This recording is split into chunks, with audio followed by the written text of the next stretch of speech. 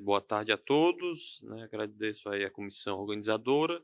Eu procurei fazer uma apresentação bastante simples, para dar um panorama geral das demências, ao final focando em doença de Alzheimer, que é a mais comum.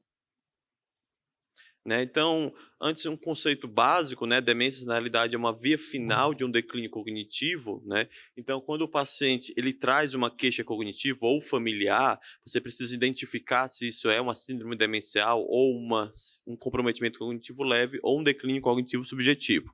Então, se você demonstra um prejuízo na avaliação cognitiva e um declínio funcional, você está falando em demência. Entretanto, se o paciente apresenta uma queixa cognitiva e dentro da sua avaliação cognitiva você demonstra objetivamente, mas esse paciente não apresenta um prejuízo nas atividades de vida diária, você fala em comprometimento cognitivo leve. E por fim, existe um conceito mais recente, que é o conceito de declínio cognitivo subjetivo, que é aquele paciente que traz a queixa, entretanto ele não tem uma alteração objetiva no exame cognitivo e não tem nenhum declínio funcional. Eu vou focar nessa apresentação, como o tempo é curto, nas demências, mas cada vez mais tem sido dada importância nesses indivíduos com declínio cognitivo subjetivo e comprometimento cognitivo leve como estágios prodrômicos de uma síndrome demencial. Tá? Então, esse gráfico ele ilustra bem que a demência é uma via final, muitas vezes, de um processo de declínio cognitivo que inicia-se pela percepção do indivíduo e que parte desses indivíduos com declínio cognitivo subjetivo e comprometimento cognitivo leve podem evoluir para uma síndrome demencial. É importante, né, eu vejo que tem bastante jovens aqui, que fique claro que demência é um diagnóstico sindrômico. Todo médico deve, ao final de uma consulta, ser capaz de realizar esse diagnóstico, né? Os exames complementares eles devem focar na investigação etiológica, mas na definição de demência, isso basta uma anamnese e uma avaliação cognitiva bem feita. Algumas vezes, uma avaliação neuropsicológica complementar quando o seu rastreio cognitivo é inconclusivo. Então, eu vou gastar algum tempo focando nessa avaliação inicial, porque isso é importante para que o médico geral identifique um paciente com demência. Então, a anamnese ela é primordial. Ela é primordial porque você vai poder identificar o curso dessa doença, como ela se deu, como é que ela evoluiu, e principalmente é muito pegar características iniciais da demência que vão te dar muito mais informações, principalmente aqueles pacientes que já chegam numa síndrome demencial moderada ou grave. Então, desde a identificação, já temos dados importantes que precisam ser vamos dizer assim, preciso ter a atenção do médico. Primeiro, a idade de início. Se esse paciente tem uma demência de início, por exemplo, pré-senil, né, em que você sabe que a possibilidade de ser uma demência não degenerativa passa a ser relevante. Né? Uma demência rapidamente progressiva, né? Que você tem um curso muito rápido dessa demência. Então, são situações em que, por exemplo, você precisa investigar mais amplamente do que uma demência senil lentamente progressiva. Né? A escolaridade é importante porque você vai interpretar a sua avaliação cognitiva baseado na escolaridade. Um minimento de 20 para uma pessoa analfabeta e um minimento de 20 para uma alta escolaridade de ensino superior são interpretações completamente diferentes daquele rastreio cognitivo, né? Então, como se deu a evolução? Né? Como eu falei, demência rapidamente progressiva é aquele paciente que em 2 anos está em uma demência grave, ou em meses em uma demência moderada. Esses pacientes eles precisam ser urgentemente identificados e investigados, porque a possibilidade de ser uma demência não degenerativa é muito maior. Então, esses pacientes muitas vezes precisam ser internados para agilizar exames, por exemplo, principalmente em âmbitos de hospitais públicos, mas até mesmo em serviços privados. E aí, a anamnese propriamente dita. Eu gosto de dividir a anamnese de um paciente com declínio cognitivo a partir de quatro eixos. Os sintomas cognitivos, os sintomas neuropsiquiátricos, os neurovegetativos. Né, e a funcionalidade. Então, os sintomas cognitivos, você vai fazer perguntas chaves dependendo, claro, da queixa principal do paciente, mas você tem que dar uma ampla investigação dos diversos domínios cognitivos. Então, por exemplo, você vai fazer perguntas sobre atenção, se ele está mais confuso, desorientado, se ele se distrai facilmente. Memória, por exemplo, se tem uma dificuldade em reter informações recentes, se tem apresentado desorientação temporal, se está mais repetitivo.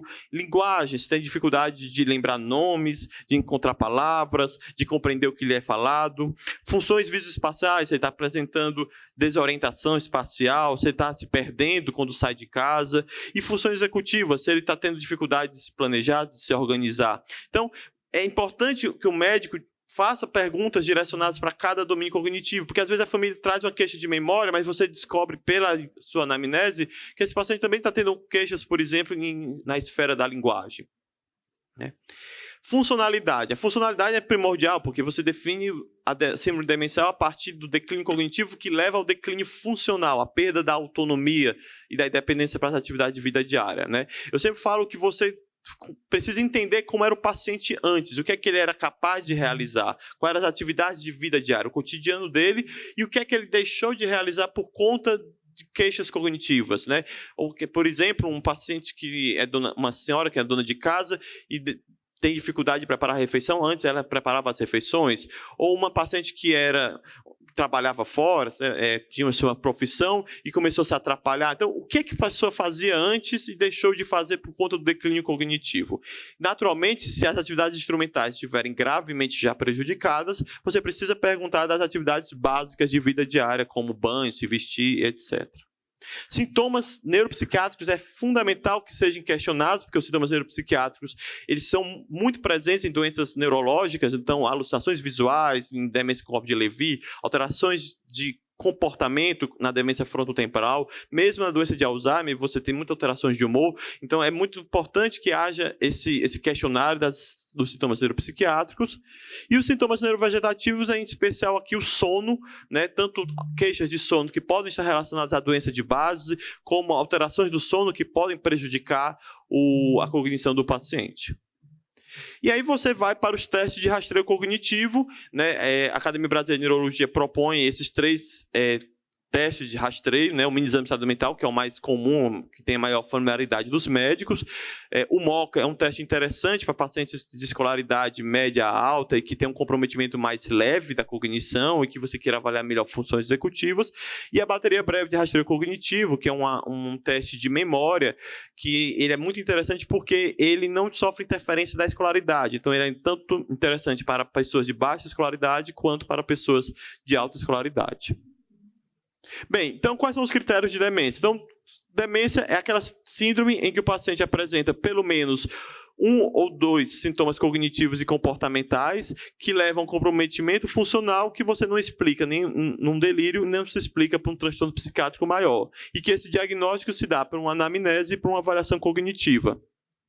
E esses são os domínios acometidos: memória, função executiva, linguagem, visão espacial e comportamento. Bem, as demências elas podem ser divididas em 2 grandes grupos, as demências não degenerativas e as degenerativas. As não degenerativas são aquelas que a gente busca porque são aquelas potencialmente reversíveis. Você tem as não degenerativas que têm lesão estrutural, como demência vascular, hidrocefalia de pressão normal, as encefalites autoimunes e infecciosas, e as sem evidência de lesão estrutural, como sífilis, HIV, alterações metabólicas, alterações hormonais. Então, quando você vai buscar o exame de neuroimagem, os exames complementares, inicialmente é buscando essas que são potencialmente reversíveis, né? Então, por exemplo, se o paciente teve quedas seguidas e começa a declinar, pode ser um hematoma subdural, o paciente pode ter uma síndrome frontal e ser uma neoplasia, ou um quadro de uma encefalite límbica, que são situações que você tem uma maior disponibilidade de recursos para tentar reverter essa síndrome demencial, né? Medicações, né? Eu falo que médico também pode causar demência no paciente. Se você prescrever de forma inadequada medicações para pessoas principalmente idosas. Então, por exemplo, tricíclicos em pacientes que apresentam demência ou alguma queixa cognitiva, ou mesmo idosos normais, né? Os antiparkinsonianos, a doutora Roberta vai falar agora de parkinsonismo, como o biperideno, que é uma droga anticolinérgica. Então, drogas que têm ação anticolinérgica, de modo geral, a lista é ampla, mas que são drogas que podem sim ser iatrogênicas, né? Lembre dos antihistamínicos, principalmente os antialérgicos de primeira geração. Existe a investigação básica que é realizada, então todo paciente precisa no mínimo ter um hemograma, função hepática renal, função tiroidiana, dosagem da vitamina B12, todos devem apresentar VDRL e HIV sempre, e um exame de neuroimagem de preferência uma ressonância magnética. Mas, sem dúvida, o grande grupo das demências mais prevalentes na faixa etária senil, mesmo na pré-senil, são as neurodegenerativas. Essa aqui é uma forma de você raciocinar, já na amnese, quais as demências você deve pensar a partir do domínio cognitivo mais afetado, que você identificou pela sua anamnese e pelo seu rastreio. Então, por exemplo, uma demência de predomínio amnésico, você vai pensar em doença de Alzheimer. De predomínio executivo, você vai pensar em demência de corpo de Levy ou a variante frontal da doença de Alzheimer. Predomínio comportamental, a demência frontotemporal. E assim por diante. Então, por exemplo, tem as demências com parkinsonismo, como é o caso da demência com corpo de Levy, da paralisia supranuclear progressiva e da degeneração córtico-basal, certo? Então, você precisa, a partir desses fenótipos, dessas síndromes principais, pensar em determinados grupos de doenças neurodegenerativas. E hoje, cada vez mais, o estudo das demências neurodegenerativas, ele está saindo desse fenótipo clínico, que é o que nós fazemos no dia a dia do consultório, e indo para o fenótipo biológico, né? Na realidade, essas doenças, elas são decorrentes de um agrupamento de proteínas que são fisiológicas, mas de alguma forma sofrem um processo anormal de dobramento na realidade, e que isso leva a um acúmulo e uma toxicidade neuronal. Então, você tem proteínas como o TDP-43, tal, a proteína amiloide, a proteína tal, a alfa-sinucleína. Essas proteínas, elas são alvos de estudos de terapia modificadora de doença, em que você possa ter medicações que vão bloquear o acúmulo, vai retirar, vai aumentar o clearance dessas drogas, para que dessas proteínas, para que você possa, de alguma forma, interromper esse processo neurodegenerativo. Bem, sem dúvida, a principal patologia neurodegenerativa é a doença de Alzheimer. Esse aqui é só para ilustrar, é um estudo do Banco de Cérebros da USP, da Faculdade de Medicina, em que foram estudados aqui 480 cérebros que apresentavam critérios patológicos de demência. 50% deles eram pacientes que apresentavam critérios de doença de Alzheimer, 35% demência vascular e 18% a demência com corpos de Levy. E aí, por conta disso, eu vou agora, nesse meu final de aula, focar um pouco na doença de Alzheimer, porque é a mais prevalente, conforme eu demonstrei para vocês. Então, a doença de Alzheimer, uma doença que foi descrita por Alois Alzheimer em 1908, era característica patologicamente pela presença de dois marcadores, peptídeo beta-amiloide e proteína tal fosforilada. Essas duas proteínas levam a um processo neurodegenerativo. Esse processo neurodegenerativo ele vai levar a uma redução da massa encefálica, uma atrofia, que depois evolui para uma síndrome cognitiva. Vocês observem, né, no lado uma peça anatômica de um cérebro normal com um cérebro com doença de Alzheimer de uma mesma faixa etária. Né? E isso a gente consegue já, naturalmente, com exames de neuroimagem, detectar esse processo neurodegenerativo atrófico. Né? Sendo que a doença de Alzheimer ela se inicia muitos anos antes do diagnóstico de uma demência. De você desenvolver demência, ele passa por um estágio longo pré-clínico e depois por um estágio de comprometimento cognitivo leve. Por isso que é importante os pacientes com comprometimento cognitivo leve serem avaliados, serem investigados e serem conduzidos e acompanhados pelos médicos, porque mesmo que ele não tenha uma demência, esse paciente com CCL ele pode ser devido a uma doença de Alzheimer e, se for, ele vai evoluir com uma síndrome demencial. Os critérios diagnósticos da doença de Alzheimer na fase de demência, eles são basicamente os critérios em que você tem um quadro clínico típico de uma síndrome demencial. Pode ser amnéstica, mas também não amnéstica. Existem formas de doença de Alzheimer não amnéstica, por exemplo, pacientes que apresentam um comprometimento de linguagem ou visoespacial muito mais proeminente do que a memória. Então, nem toda doença de Alzheimer é por distúrbio de memória. E que apresente um curso insidioso. Né? O diagnóstico vai se basear em que esse quadro clínico típico, um exame de neuroimagem que exclua outras patologias, em especial doença cerebrovascular, e que não preencha critério para outras demências. Por exemplo, o paciente que lembra uma doença de Alzheimer, mas que tem alucinação visual precoce, que é da demência corpo de Levy. Paciente que lembra uma doença de Alzheimer, mas que apresenta alterações comportamentais graves e precoces, como a demência frontotemporal. Aqui é só para ilustrar, né, o exame de neuroimagem. Aqui você observa, né, uma imagem para mostrar a atrofia de hipocampos e aqui do lado uma outra imagem para mostrar que esse paciente apresenta pouca doença cerebrovascular.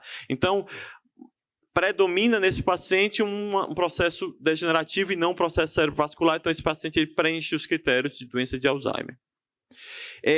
Sendo que esses critérios eles são um pouco complicados. Então, o critério da doença de Alzheimer hoje, como eu falei, que baseia-se na anamnese, avaliação cognitiva e exclusão de diagnósticos diferenciais, quando você compara com os estudos neuropatológicos, eles têm uma sensibilidade razoável, entre 70% a 87%, mas uma especificidade muito ruim, em torno aí de 44% a 70%. Ou seja, você pode estar dando diagnóstico de doença de Alzheimer e esse paciente apresentar uma outra doença neurodegenerativa. Como a gente não tem um tratamento modificador de doença, o tratamento é sintomático, ainda assim a gente baseia esse nosso diagnóstico nessa tríade, anamnese, avaliação cognitiva e exclusão de diagnósticos diferenciais. Mas existem situações que dão dúvidas. Será que isso é uma doença de Alzheimer ou demência corpo de Levião, doença de Alzheimer ou demência frontotemporal? Então, nessas situações, você pode solicitar os biomarcadores, que são uma forma de você mensurar em vivo aquelas duas proteínas, o peptídeo beta-amiloide e a proteína tau. Então, essas situações, como demência de início pré-senil, rapidamente progressivas e atípicas, seriam as situações que nós usaríamos os biomarcadores. Esses biomarcadores podem ser no LICO ou por medicina nuclear. A grande dificuldade é que eles são pouco disponíveis no serviço público, praticamente ele é restrito a centros acadêmicos, mesmo no serviço privado não é tão amplamente disponível, de alto custo, mas hoje, como eu falei, ele vai se restringir àquelas situações mais específicas. Então, você pode dosar o peptídeo beta-amiloide e a proteína tau no líquor, ou solicitar um PET, por exemplo, FDG, que vai definir um padrão de hipometabolismo. Mais recentemente, no nosso país, nós temos em alguns poucos centros, como lá na USP, o PET-amiloide, que detecta a proteína amiloide, né, como vocês estão observando em cima aqui, você tem um paciente com PET-amiloide positivo e um paciente com PET-amiloide negativo.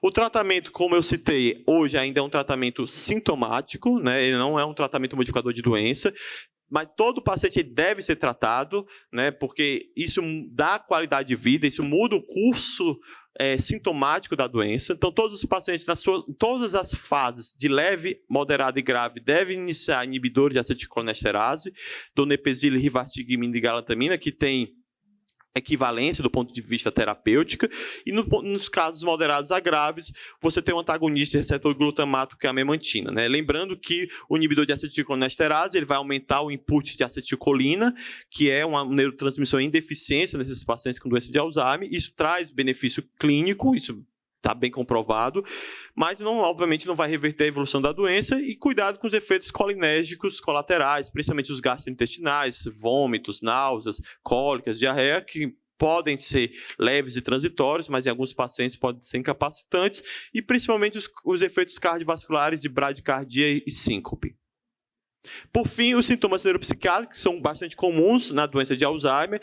A apatia, por exemplo, é bastante prevalente. Não existe nenhum tratamento de fato que modifique de uma forma significativa a apatia dos pacientes. Então, estímulo deve ser orientado à família, bastante estímulo. Mas você inicia o inibidor de acetilcolinesterase e diz um estudo recente com metilfenidato, parece que ele pode ter algum benefício na apatia. Propiona são mais relatos de caso. Depressão deve-se ser sempre feito um rastreio de sintomas depressivos, que é bastante prevalente em pacientes com doença de Alzheimer. Os inibidores de recaptação de serotonina são os mais recomendados, em alguns casos, os duais, como Venla. A agitação, sempre iniciar com inibidor de acetilcolinesterase, quando o paciente não está com uso, e depois a memantina. Naqueles casos de agitação que persiste, os inibidores de recaptação de serotonina, como o citalopram ou a trazodona, são bastante interessantes. E em caso de agitação grave, os antipsicóticos. Em caso de psicose, alucinações e delírios, os atípicos são sempre recomendados. E lembrar sempre do tratamento não farmacológico desses sintomas neuropsiquiátricos, orientar a família, orientar o cuidador. Agradeço. Esse QR Code eu convido a todos a acessar, é o Consenso Brasileiro de Neurologia, recentemente publicado pelo Departamento Científico de Neurologia Cognitiva da ABN, e que nós estamos divulgando para todos os médicos, porque ele foi escrito pensando no não especialista, principalmente o primeiro capítulo, que é o capítulo básico de como investigar um paciente com declínio cognitivo. Obrigado a todos.